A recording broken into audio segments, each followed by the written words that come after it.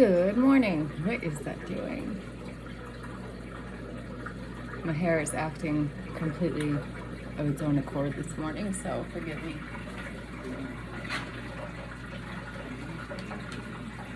So, that's not much. And everyone in the house has Zenny optical glasses. You can't tell whose or whose.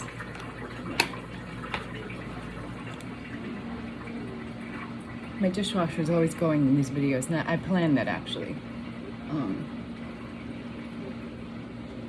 You like the content you like. I love the sounds of a dishwasher. I'm just kidding.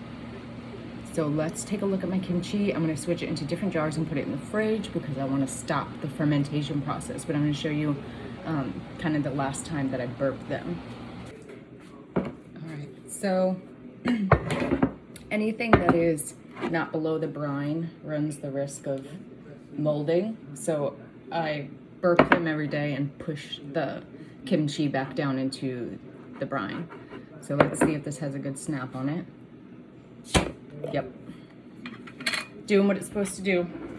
Now make sure you burp this often because if not, you've literally got like a little bomb in your cabinet and you don't want a kimchi explosion, trust me.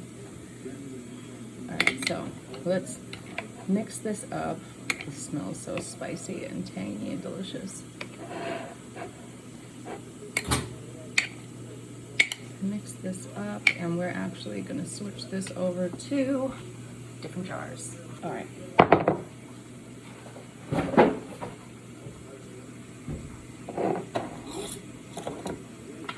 Well, let's check the burp on the other ones.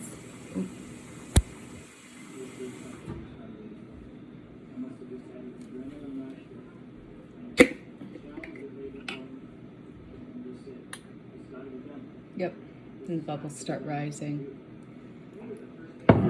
Pretty cool.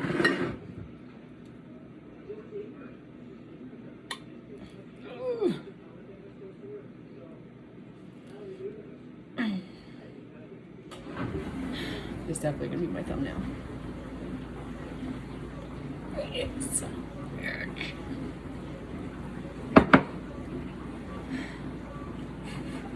as my husband opens the door. All right, he opened it. So.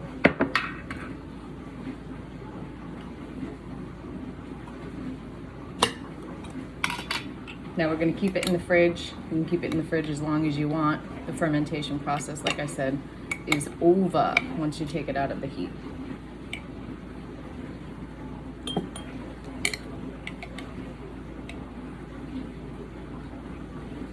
We're going to make sauerkraut today, and I actually learned from these homesteading videos that Sean and I are watching that traditional sauerkraut in the store goes through a heating process to make it shelf stable that takes out most of the nutrients, and it has actually none of that bacteria that you get from fermented foods. So it is not in your best interest if you're trying to get that bacteria in your gut from fermented foods to buy store-bought sauerkraut. But if you just like sauerkraut and just want to eat sauerkraut, then buy that. But if you would like some of that fermented goodness in your gut, you're going to want to try making it yourself, and that's what we're doing. So you just cut up the entire head of cabbage, and you can use red cabbage or regular cabbage. We're going to use white cabbage. Just because I don't have red, I would do it with red if I did. And what was I saying? Oh yes, so you add 1 tablespoon of kosher salt for every head of cabbage that you're using. So I'm going to add a full tablespoon of salt to it, maybe a little bit more. You need that salt to start that chemical reaction of the fermentation. So you mix it into your sauerkraut mixture, your cabbage rather, after it's shredded, and you massage it in and leave it in a bowl. Let all of that water be drawn out of it so that it creates its brine, very similar to what I did with the kimchi. So this is packed. I'm gonna obviously wipe that down with some vinegar before I close it off, and then put it in the fridge, and it is ready to eat.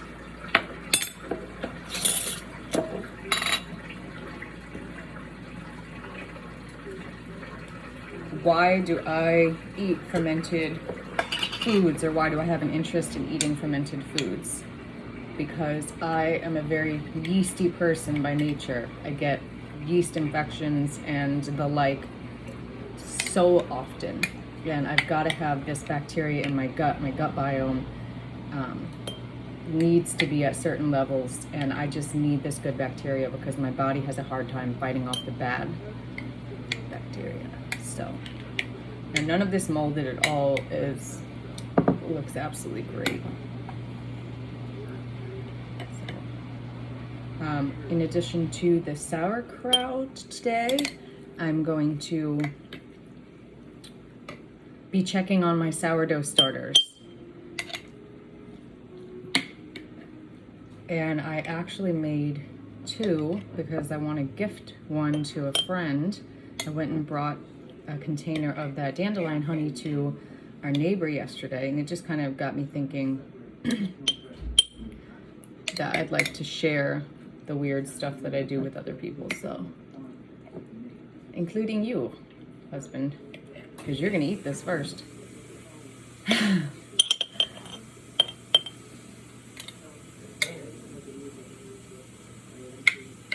How to test for botulism. Have husband consume initially. If he has a reaction, nope. I'm just kidding. We have children because they're amazingly fulfilling creatures, and having them grow up to be weirdos like us would be a wonderful thing. I hope that one day Nick somewhere in a single room apartment is fermenting food in a smelly cabinet somewhere. Legitimately. I hope they get some of my weirdness. Alright. And another one. What'd you say? Keep Austin weird.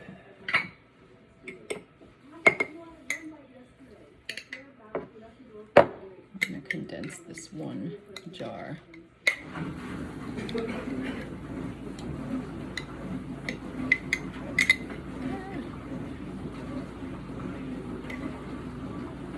Could you add funnel to list of things I need to make my life easier?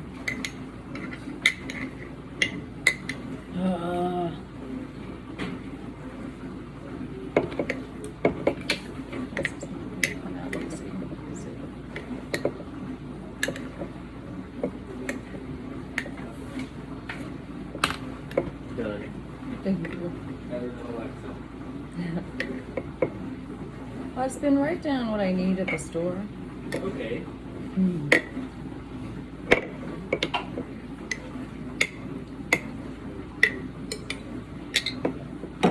What if this ends up being like your favorite food? Wouldn't that be crazy if I introduced you to something that like you actually like super love?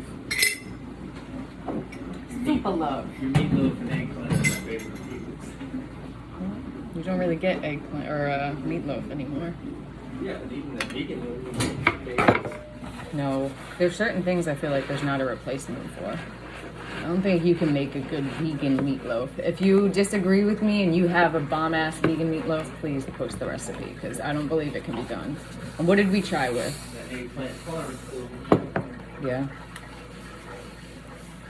Eggplants, the heat. Alright, so I'm going to clean the rims of these and put those away, and then let's look at our sourdough starters. Now, for the sourdough starters, you're mixing 100 ml of water with 100 ml of wheat flour.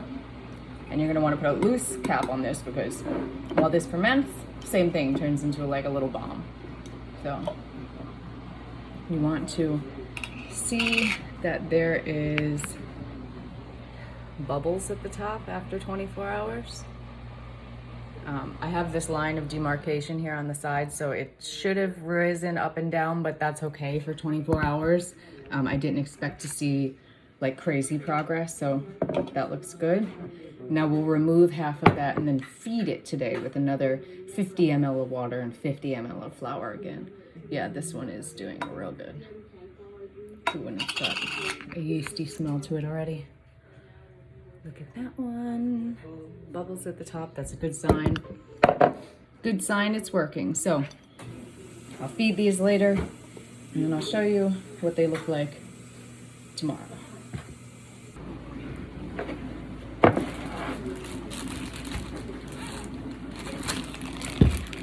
It's falling a little bit. All right, so I'm gonna make a really small batch of sauerkraut.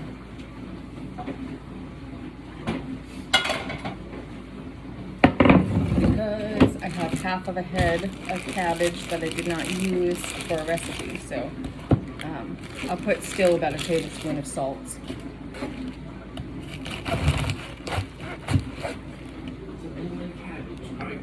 A bloomin' cabbage. My cutting faces are always the best when I go back and rewatch my videos. I'm like,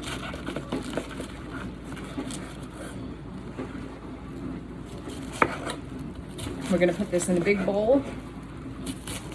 We're gonna massage it with the salt. Don't use iodized salt, otherwise the fermentation process won't work. So use plain salt or kosher salt. Although you do need iodized salt in your diet, so don't switch the salt in your house completely over to that. You cannot use like pink Himalayan salt and stuff like that. You need just regular stuff.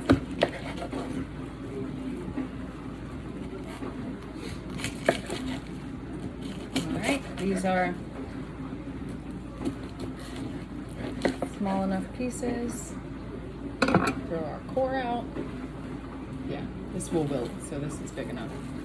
We're gonna put all of the cabbage in here. Check them kids. They're quiet. It makes me nervous. They're planning something.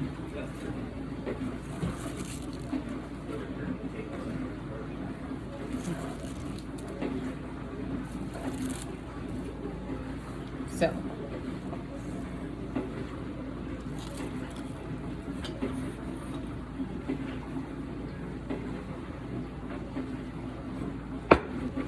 you're going to want something that you're able to push down on the cabbage and put it like back into the brine so that it softens up more and wilts more. Just guesstimating.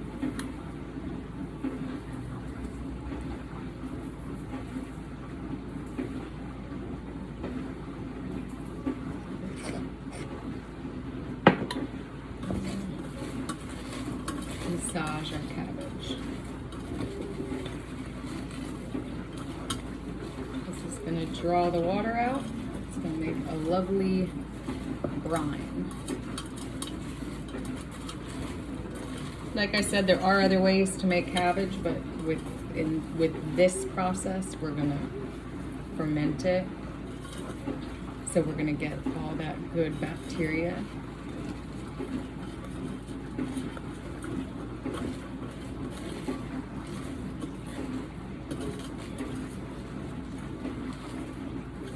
Keep massaging, just keep massaging, just keep massaging.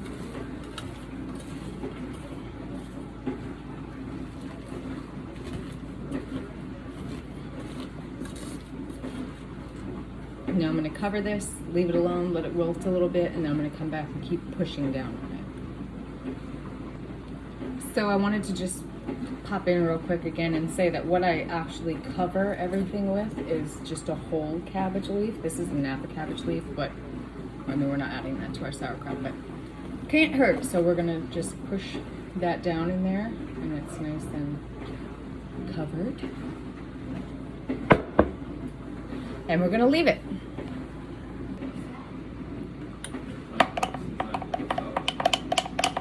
So, oh, camera's slipping.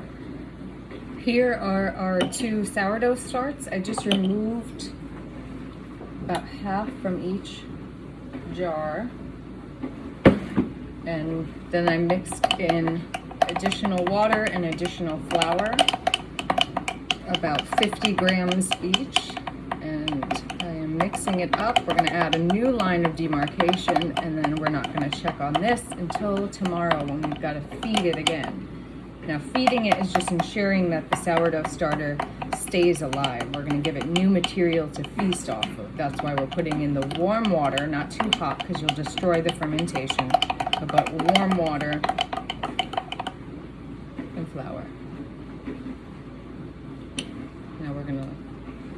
leave that to do what it does. I'm going to cover it back up with a loose cover. Like I said, we don't want to make a sourdough bomb.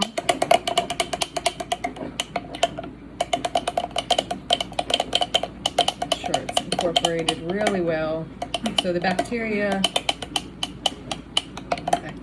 yeast can grow in its natural, well, I guess, yeah, bacteria. The ideal conditions for this is keeping it in a dark area.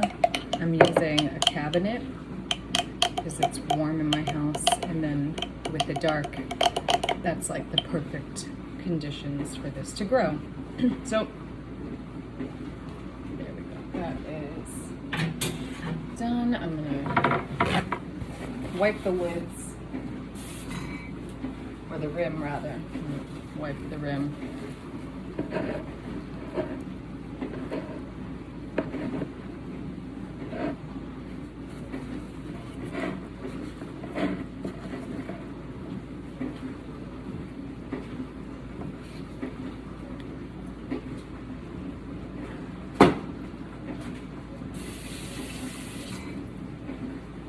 Going to put the loose lids back on, just like this. And this is already bubbling, so it's alive. Okay, now I have a piece of tape showing me where my level is. I'm just gonna move this up a smidge, so later in the day when I check on it, hopefully it has risen and fallen. So that's what you want, is that rise and fall is showing that you're adequately feeding your starter. Can't get this piece of tape off.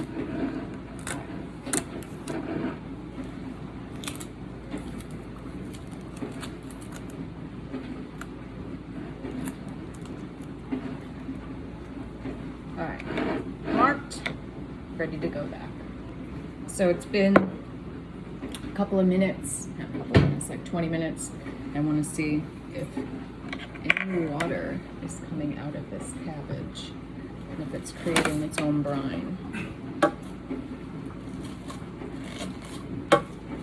We have a good amount of water accumulating. This is going to need longer, so we're going to cover this back up with our leaf. I'm just using that because it's just a nice organic cover. And wait. So my cabbage wilted and the brine came up, and now this is what is going to get packed into jars.